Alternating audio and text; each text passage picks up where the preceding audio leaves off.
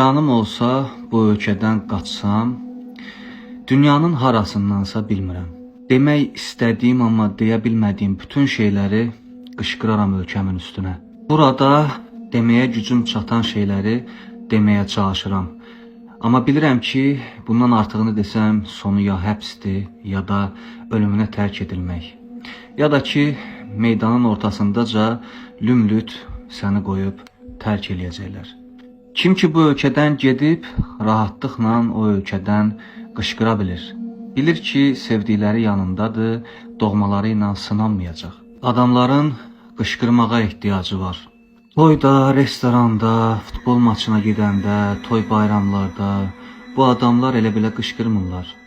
Onların hər qışqırığında etiraz yatır. Yanıq kərəminə oynayan dostuna qışqıra-qışqıra əl çalan adam o toya 100 manat borc aldığı adamın üstünə qışqırır. Stadionda qışqıran adam maaşı gecikdiyinə görə qışqırır. Müharibədə erməniyə güllə ata-ata qışqıran adam özündən geridə qoyub gəldiyi doğmalarının gələcəkdəki güngüzaranına görə qışqırır. Yüz minlərlə insan isə ümumiyyətlə qışqıra bilmir. Onlar digər qışqıra bilən insanların qışqırığına baxıb özünü təsəlli eləyir.